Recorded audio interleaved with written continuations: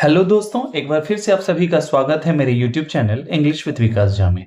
अभी तक हमने आर्टिकल से संबंधित इस सीरीज में 30 रूल्स कर लिए हैं। आज हम 31 से लेकर के 40 रूल तक कवर करेंगे और देखेंगे कि किस तरह से आपके एग्जाम के लिए ये रूल्स काफी यूजफुल हैं। चलिए बिना देर किए हुए हम लोग आज के सेशन की शुरुआत करते हैं।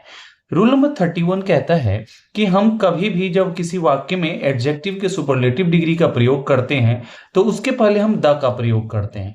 एक चीज हमेशा याद रखना है आपको कि आर्टिकल तभी आएंगे जब आगे नाउन आने वाला हो या कोई नाउन इक्विवेलेंट। इसका मतलब हुआ कि एडजेक्टिव ऑफ सुपरलेटिव डिग्री जैसे ही है तो इसके आगे नाउन आएगा। अगर सिर्फ इनका अकेले प्रयोग किया जा रहा है तब आर्टिकल की आवश्यकता नहीं होगी। क्लियर है? अब कहते हैं रूल नंबर 31 के अकॉर्डिंग आपके सामने कुछ क्वेश्चंस दिए हैं। फर्स्ट कहता है he is blank tallest student in the class. अर्थात हमने देखा यहाँ पे टॉलेस्ट जो शब्द है आपका ये एडजेक्टिव का सुपरलेटिव फॉर्म है। क्योंकि इसका पॉजिटिव फॉर्म होता है टॉल, टॉलर इसका कॉम्पेरेटिव होता है और सुपरलेटिव टॉलेस्ट होता है। अब आपके मन में आएगा कि सर हम टॉलेस्ट या फिर किसी सुपरलेटिव डिग्री के एडजेक्टिव के पहले या एडवर्ब के पहले हम द क्यों लगाते हैं? इसके पीछे सिंपल सा रीजन है कि टॉलेस्ट जो है ये अपने आप में उसको क्या स्पेसिफिक बना रहा है। अर्थात जितने भी छात्र हैं वहां पे उस क्लास में उसमें वो सबसे लंबा है। इट मीन्स अगर हम बात करें उनके लंबाई की तो ये सबसे भिन्न है, सबसे अलग है, इन सब में वो यूनिक है, इसलिए हम उसके पहले हम द का प्रयोग करते हैं। क्लियर है? तो हमारा ऑप्शन नंबर सी जो है इसका सही आंसर हो जाएगा। नेक्स्ट क्वेश्चन में कहता है Shakespeare was dash most popular सोनेटियर। कहता है सोनेट होता है 14 पंक्ति की कविता और 14 पंक्ति की कविता को सोनेट बोलते हैं और सोनेट को लिखने वाले को हम सोनेटियर बोलते हैं। ठीक है ना? तो कहा गया है शेक्सपियर जो थे सबसे प्रसिद्ध सोनेटियर थे। जितने भी सोनेट लिखने वाले व्यक्ति हुए हैं, जितने भी पोएट्स हुए हैं, उनमें सबसे ज्यादा ये विख्यात थे। अब देखेंगे मोस्ट शब्द जो हमारा है मच या मेनी जो होता है इनका सुपरलेटिव डिग्री होता है। यहाँ पे मच का प्रयोग है, ये मच के सुपरलेटिव फॉर्म के रूप में किया गया। अर्थात इसके पहले किस चीज की आवश्यकता होगी? आपको द की आवश्यकता होगी। अर्थात आपका जो ऑप्शन नंबर सी है that is going to be your answer. Next, he is best cricketer among all. Among all means among all players cricketers, ये बात हो जाएगी। अमंग का प्रयोग करते हैं जब दो से अधिक के बीच में किसी चीज की बात करते हो, किसी व्यक्ति की बात करते हो, तब हम इनका प्रयोग करते हैं। कहता है ही is best cricketer.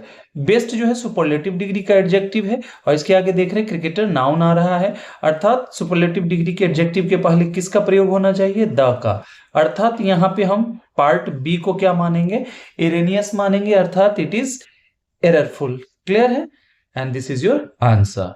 Move to the next rule. Rule number 32 says use the before comparative degree to show parallel comparison. कहते हैं जब कभी भी हम दो स्टेटमेंट के बीच में हम पैरेलल कंपैरिजन करते हैं तो वहां पे हम एडजेक्टिव के कंपैरेटिव डिग्री का प्रयोग करते हैं और उनके पीछे हम क्या लगाते हैं? आर्टिकल द लगाते हैं। क्लियर है? देखते हैं सेंटेंसेस के थ्रू। द हायर यू गो, देखेंगे द हायर यू गो, जितनी ऊंचाई पे आप, जैसे हाई से हायर हम और ऊंचाई की ओर हम बढ़ते हैं तो कहता है the colder you feel. Sorry, यहां पे हमने ये आर्टिकल लगा रखा है, कोई बात नहीं, यहां पे नहीं होना चाहिए था, ये ब्लैंक होना चाहिए था। चलिए इस क्वेश्चन को छोड़ते हैं, नेक्स्ट बढ़ते हैं। The more he has dash more he wants. कहता है जितना है उसके पास उसे और चाहत है उस चीज को पाने की। इट मीन्स देखेंगे आप मोर, ये कॉम्परेटिव डिग्री में आया है, यहां पे भी मोर कॉम्परेटिव डिग्री में आया है। तो कहता है कि इन दोनों के बीच कंपैरिजन जो है ना पैरेलल है। ये दोनों क्लॉजेज जो हमारे हैं ना इनके बीच में पैरेलल कंपैरिजन है। आप कहते हैं कि भाई जितना उसके पास है उतनी और उसकी चाहत बढ़ती चली जा रही है। आप देखेंगे ये दोनों ही क्लॉजेज जो हैं इंटरलिंक्ड हैं, ये पैरेलल कंपेयर किए जा रहे हैं। इस स्थिति में कॉम्परेटिव डिग्री के एडजेक्टिव का प्रयोग किया जाता है, उनके पहले द लगाते हैं। यहां जैसे है ठीक इसी तरह से हम क्या लगाएंगे? द लगाएंगे। कहते हैं ना our mind is a restless bird, the more it gets the more it wants, in words of Gandhi. Clear? चलिए आगे बढ़ते हैं। नेक्स्ट है the sooner the work is done better, कहता है कि जितना जल्दी काम हो जाए उतना अच्छा है, ठीक है ना। तो देखेंगे फर्स्ट पार्ट में द सूनर, कॉम्परेटिव डिग्री के पहले द लगाया है आपने, लेकिन यहां जो कॉम्परेटिव डिग्री है जिससे इसकी तुलना हो रही है पैरेलली, तो इसके पीछे भी क्या आना चाहिए, द आना चाहिए। कहता है the sooner the work is done the better, कहता है जितना जल्दी काम हो जाए उतना ही अच्छा है। क्लियर है, ये दोनों एक दूसरे से क्या है, कनेक्टेड है, अर्थात आपके पार्ट सी में गलती है। क्लियर है। चलिए next rule 33 says use the before comparative degree if used together width of the to. कहता है यदि कंपैरेटिव डिग्री के एडजेक्टिव का प्रयोग किसी वाक्य में हो और उस वाक्य में आपको दिख जाए क्या, ऑफ द टू, तो उस कंपैरेटिव डिग्री के पहले हम द का प्रयोग करते हैं। अब कहेंगे ऑफ द टू के साथ हम कंपैरेटिव डिग्री का क्यों प्रयोग करते हैं, क्योंकि कंपैरेटिव डिग्री के एडजेक्टिव जो होते हैं वो दो चीजों के बीच में तुलना को दर्शाते हैं, और ऑफ द टू से क्लियरली पता चल रहा है कि किसी भी चीज की संख्या कितनी है, दो है। तो इसी तरह से देखेंगे she is dash more beautiful of the two girls, कहता है दो लड़कियों में सी जिसकी बात करें, टोटल नंबर ऑफ गर्ल्स जो है वो है दो आपके पास, और दो में से किसी एक की आप बात कर रहे हैं कि वो है ना ज्यादा सुंदर है, तो यहां पे जो मोर ब्यूटीफुल आया है आपका कंपैरेटिव फॉर्म में है, अर्थात इसके पहले क्या लगना चाहिए, द लगना चाहिए, जो कि आपके ऑप्शन नंबर सी में मौजूद है। क्लियर है। ठीक इसी तरह से देखेंगे dash better of the two boys will get this prize, कहता है कि दो लड़कों में जो भी बेटर होगा उसे यह प्राइज मिलेगा। अब बेटर ऑफ द टू का आगे प्रयोग है, ऑफ द टू से पहले आपने जैसे ही देखा कंपैरेटिव डिग्री के एडजेक्टिव का प्रयोग, तो इसके पीछे क्या लग जाएगा, आपके द लग जाएगा, और जो कि आपके ऑप्शन नंबर सी में मौजूद है। क्लियर है।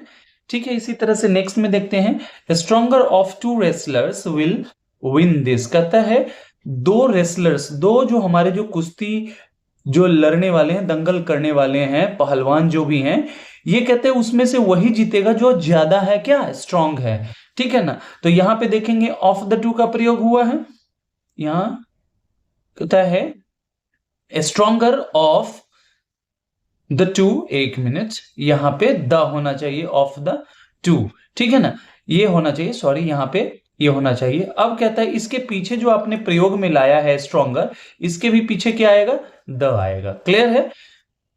चलिए आगे बढ़ते। नेक्स्ट कहता है आपका यूज द और ए मींस यहां पे डिफिनिट आर्टिकल और इंडिफिनिट आर्टिकल दोनों में से किसी का प्रयोग हो सकता है किसी सिंगुलर काउंटेबल नाउन के पहले, जब उनसे एक के माध्यम से आप पूरे समूचे जाति का बोध करा रहे हो, पूरे स्पीसीज का बोध करा रहे हो, उस स्थिति में डिफिनिट और इंडिफिनिट आर्टिकल जो भी सुटेबली आपको फिट बैठ रहा है उसका प्रयोग कर सकते हैं। फर्स्ट कहता है dash tiger is a dangerous animal, कहता है टाइगर मींस एक टाइगर और ऑल टाइगर, सबकी पूरी जाति की बात हो रही है यहाँ पे, तो tiger is a dangerous animal, ठीक है ना।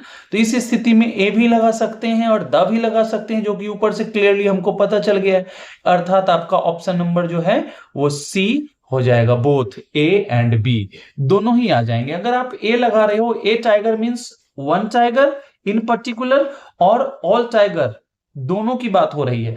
द का भी प्रयोग करते हैं जब पूरे समूचे जाति का बोध कराना हो, पूरे समूचे उसके स्पीसीज की बात करनी हो। दूसरे क्वेश्चन में देखेंगे dash dog is a faithful animal, कहता है डॉग जो है ना वो एक फेथफुल एनिमल है, ठीक है ना। अब सेम रूल की बात हो रही है, तो यहां पे भी क्या हो जाएगा, आप यू ए का भी प्रयोग कर सकते हो, एन का प्रयोग कर सकते हो और द का भी प्रयोग कर सकते हो, अर्थात इस लिहाज से क्या हो गया, ऑप्शन नंबर सी जो है आपका करेक्ट आंसर हो गया। क्लियर है। चलिए अब हम देखते हैं एरर वाले क्वेश्चन में, एरर डिटेक्शन में कहता है horse is a useful animal.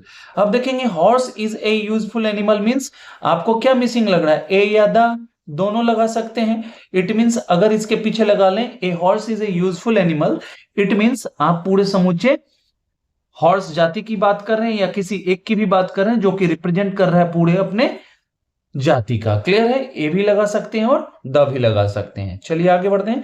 Next rule है रूल नंबर 35, कहता है कि use the before dignified posts, जितने भी हमारे रैंक्स होते हैं, पोस्ट्स होते हैं, उनके पहले हम द का प्रयोग करते हैं, जैसे prime minister, president, governor, principal, secretary, whatever these types of words expressing posts and specially dignified posts, reputed posts, उस स्थिति में उनके पहले क्या लगाते हैं, द का प्रयोग करते हैं। क्लियर है। कहते हैं who is dash finance secretary, कहता है कि कौन है फिनेंस सेक्रेटरी। आपको नहीं लग रहा कि फिनेंस सेक्रेटरी, फाइनेंस सेक्रेटरी या फिनेंस सेक्रेटरी जो है वो क्या है, एक रेप्यूटेड पोस्ट है, एक डिग्निफाइड पोस्ट है। जैसे ही आपको पता चला तो आपने क्या लगा, यहां पे आर्टिकल द का प्रयोग कर दिया। ठीक इसी तरह से दूसरे में पूछा गया है dash prime minister will visit soon. अब देखोगे प्राइम मिनिस्टर अपने आप में एक डेफिनेट पद है, एक डिग्निफाइड पोस्ट है, अर्थात इसके पहले हम क्या लगाएंगे, द लगाएंगे। इसको ऐसे भी समझ सकते हो, किसी इंस्टीट्यूशन का हेड जो है वो एक ही होगा, ठीक है ना, किसी भी रूप में, संवैधानिक तौर पे किसी भी रूप में, तो उसके पहले हम द लगाएंगे। अगर किसी हम स्कूल के प्रिंसिपल की बात कर रहे हैं तो उस स्कूल में प्रिंसिपल एक ही होगा, इसलिए उसके, अगर हम किसी बैंक में बैंक मैनेजर की बात कर रहे हैं, ब्रांच मैनेजर की बात कर रहे हैं, वो उसमें एक ही होगा जो सबका हेड होगा। क्लियर है, इस लिहाज से भी हम द लगाएंगे, अर्थात इसका भी आंसर हो गया see the. Do you know who is president of India? क्या आपको पता है कि प्रेसिडेंट ऑफ इंडिया कौन है? ठीक है ना, कौन है प्रेसिडेंट ऑफ इंडिया? सॉरी, कौन है प्रेसिडेंट ऑफ इंडिया, पता है आपको? जैसे ही प्रेसिडेंट होगी की बात हो गई, ये अपने आप में एक सम्मानित पद है और इसके पीछे क्या आना चाहिए, द आना चाहिए, अर्थात आपकी और पार्ट सी में गलती है। क्लियर है, चलिए आगे बढ़ते हैं। नेक्स्ट रूल कहता है हमारा रूल नंबर 36 में, never use article before words man, women, science, nature etcetera to talk in general. जब कभी भी आप man, women, science, nature, humanity, human, इन सभी शब्दों का अगर आप प्रयोग करते हो समूचे जाति का बोध कराने के लिए एक सार्वभौमिक तौर पर, तो इनके पहले हम किसी भी प्रकार के आर्टिकल का प्रयोग नहीं करते हैं। जैसे हम बात करते हैं मैन इज मॉर्टल, मींस समूचे मानव जाति की बात हो रही है, अर्थात इसके पहले किसी भी प्रकार के आर्टिकल का प्रयोग नहीं होना चाहिए। क्लियर है, अर्थात आपका ऑप्शन नंबर डी जो है इसका करेक्ट आंसर हो जाएगा। अब देखते हैं आगे, कहता है डैश नेचर केयर, सॉरी यहां केयर्स होना चाहिए, nature cares for everyone. Nature क्या करता है, हर एक की परवाह करता है, हर एक की देखभाल करता है, ठीक है ना। नेचर, प्रकृति जो है वो हर एक की क्या देखभाल करता है, ठीक है ना। अब कहते हैं नेचर यहां पे एक सार्वभौमिक तौर पर बात की जा रही है प्रकृति से, जो पूरे संसार को एक्सप्रेस कर रहा है, ठीक है ना, अर्थात इसके पहले किसी भी प्रकार के आर्टिकल का प्रयोग नहीं होगा। लेकिन जब हम बात करेंगे किसी पर्टिकुलर चीज के नेचर की, तब वहां द लगेगा। जैसे मैंने बोला द नेचर ऑफ राम, तो यहां पे क्या हो जाएगा, द लगेगा, क्योंकि आप उसको पर्टिकुलराइज कर रहे हो, you are just attaching it to something और समवन। जब आप किसी भी चीज से उसको जोड़ रहे हो ना, तब वो पर्टिकुलर हो गया, तब उस स्थिति में उसके पहले द लगेगा। कहता है the man and women completes each other, कहता है मैन और वुमेन एक दूसरे को क्या करते हैं, कंप्लीट करते हैं, एक दूसरे के बिना क्या है वो अधूरे हैं। अब क्या है, इस स्थिति में देखेंगे मैन और वुमेन, ये एक क्या यूनिवर्सल कॉन्सेप्ट को एक्सप्रेस कर रहा है, अर्थात इस स्थिति में क्या देखेंगे कि हम किसी भी रूप में मैन और वुमेन के साथ कोई भी आर्टिकल प्रयोग में नहीं लाएंगे, अर्थात पार्ट ए में आपके एरर है। क्लियर है, चलिए नेक्स्ट बढ़ते हैं, रूल नंबर 37। रूल नंबर 37 कहता है no article before possessive adjectives. कहता है पोजेसिव एडजेक्टिव्स जो पोजेशंस हो करते हैं किसी नाउन के पहले आकर के, इनका प्रयोग हम डिटर्मिनर के रूप में करते हैं। जैसे हो गया my, our, your, his etcetera, ठीक है ना, ये सब हो गए हमारे। तो कहता है अगर ये किसी नाउन के पहले आ गए तो उस नाउन के पहले किसी भी तौर पर हम किसी एडजेक्टिव का प्रयोग नहीं करेंगे। क्लियर है, कहता है he is blank my first student, कहता है he is blank my first student. अब जैसे ही हमने देखा कि माय मौजूद है, अर्थात इसके पहले किसी भी तौर पर आप आर्टिकल का प्रयोग नहीं करेंगे। क्लियर है, अर्थात ऑप्शन नंबर डी आपका करेक्ट आंसर हो गया। She is blank my second student, वह मेरी दूसरे नंबर पे विद्यार्थी है, ठीक है ना, दूसरे नंबर की विद्यार्थी है। तो माई जैसे यहां पे भी देखा हमने, तो नो आर्टिकल आपका ऑप्शन हो जाएगा। क्लियर है, कहता है माई फर्स्ट, नेक्स्ट में कहता है आपका my first attempt in SSC exam was a total failure. कहता है मेरी जो प्रथम प्रयास था एसएससी एग्जाम में, वो बिल्कुल ही फेलियर हुआ। ओए मैं मतलब कहता है ना कि टू फॉल फ्लैट, मतलब औंधे मुंह गिरना, तो वो उस स्थिति में आ गया मैं। अब देखेंगे इसमें किसी भी पार्ट में आपको गलती नजर आ रही है? माई है, इसके पहले कोई आर्टिकल नहीं लगता है, ठीक है।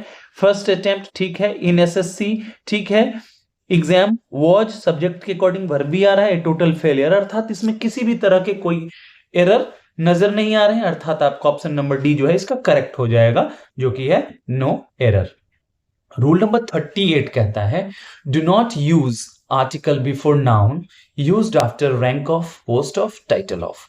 कहता है यदि किसी नाउन का प्रयोग rank of, post of, title of का प्रयोग हो रहा है तो उसके पहले हम किसी भी तौर पे किसी भी प्रकार के आर्टिकल का प्रयोग नहीं करेंगे। जैसे he was promoted in the rank of, अब देखिए जैसे कि रैंक ऑफ आ गया तो इसके आगे जो नाउन आएगा इसके पहले किसी भी तौर पर आर्टिकल का प्रयोग नहीं होगा, अर्थात आपका ऑप्शन नंबर डी हो जाएगा। ठीक इसी तरह से कहता है he was given the title of, उसको एक टाइटल दिया गया, उसको एक उपाधि दी गई। क्या दिया गया? उपाधि दी गई। किस चीज का? पंजाब केसरी के नाम पे।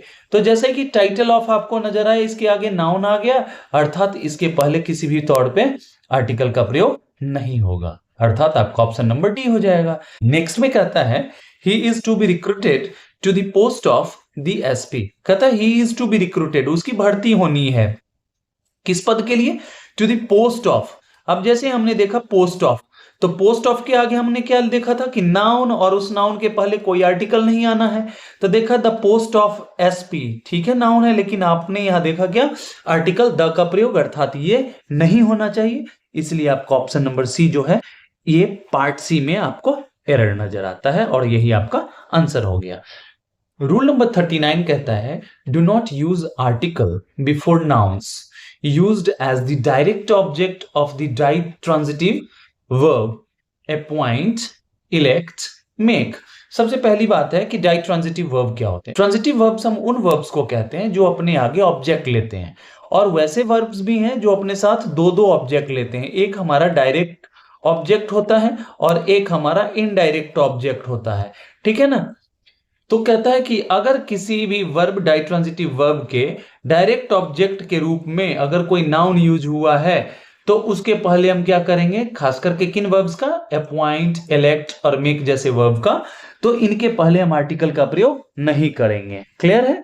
चलिए देखते हैं, इस रूल को बढ़िया से समझते हैं। वी मेड हिम, मेक का ये सेकेंड फॉर्म है। वी मेड हिम, हमने उसे बनाया। क्या बनाया? लीडर बनाया। कहता मेक के बाद, अपॉइंट के बाद, इलेक्ट के बाद जो हमारा डायरेक्ट ऑब्जेक्ट है, डायरेक्ट ऑब्जेक्ट हमारा ये हुआ, तो ये कहता है डायरेक्ट ऑब्जेक्ट हमारा जैसे ही, तो इसके पहले किसी भी तौर पे आर्टिकल का प्रयोग नहीं होगा, अर्थात आपका सही आंसर क्या होगा? Option number D. क्लियर है? चलिए, कहता है दे इलेक्टेड मी, उन लोगों ने मुझे चुना। क्या चुना? कैप्टन चुना। तो इसके आगे नाउन आ रहा है, देख रहे हो, तो इसके पहले किसी भी तौर पे आर्टिकल का प्रयोग वर्जित माना जाएगा, ठीक है, अर्थात आपका ऑप्शन नंबर डी जो है करेक्ट आंसर हो गया। कहता है when he was appointed the chairman he was happy, जब उसे चेयरमैन अपॉइंट किया गया वह काफी खुश था। अब देखेंगे अपॉइंट के बाद जो हमारा है क्या आ रहा है? चेयरमैन आ रहा है। जैसे ही चेयरमैन आया तो इसके पीछे क्या करेंगे? हम आर्टिकल का प्रयोग नहीं करेंगे, अर्थात आपका जो ऑप्शन नंबर सी है that is going to be the correct answer. Clear है?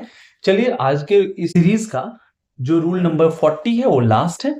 कहता है no article before school, college, university, temple, church, hospital for its main purpose. कहता है किसी भी तौर पे अगर किसी वाक्य में स्कूल का, कॉलेज का, यूनिवर्सिटी, टेम्पल, चर्च, हॉस्पिटल का प्रयोग हो, अगर इनके मौलिक उद्देश्य को दर्शा रहे हो तो इनके पीछे किसी भी रूप में आर्टिकल प्रयुक्त नहीं होते हैं।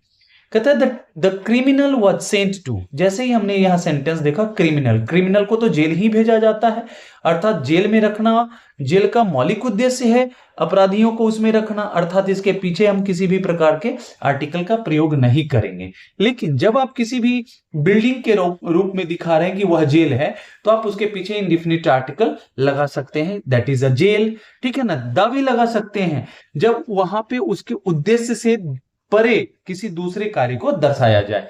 जैसे I went to the jail to meet someone, जब जेल आप किसी से मिलने जा रहे हो तो आपका उद्देश्य बदल गया, यह ध्यान रखना है आपको। She goes to school every day. अगर कोई एवरीडे प्रत्येक दिन स्कूल जा रहा है, इट मीन्स उसका जॉब होगा या तो वहां टीचिंग कर रही होगी या फिर पढ़ने जा रही होगी, जो कि उसके मौलिक उद्देश्य की बात कर रहा है। अर्थात यहां पे किसी भी तौर पे आर्टिकल का प्रयोग वर्जित माना जाएगा। अर्थात आपका ऑप्शन नंबर डी जो है करेक्ट आंसर है। कहता the injured man was sent to the hospital. कहता है जो घायल व्यक्ति था उसे अस्पताल भेजा गया। अस्पताल भेजा गया घायल को इलाज के लिए ना। जैसे ही इलाज के लिए भेजा तो उसके पहले हॉस्पिटल के पहले आर्टिकल का प्रयोग नहीं होना चाहिए। अर्थात आपका ऑप्शन नंबर सी जो है इसका करेक्ट आंसर है। आई होप कि आपको ये लेसन काफी मजेदार लगा होगा और कमेंट में आप जरूर बताएं कि आपको किस तरह के लेक्चर की आवश्यकता है। टॉपिक का नाम लिखें। And thank you so much for watching and being with me.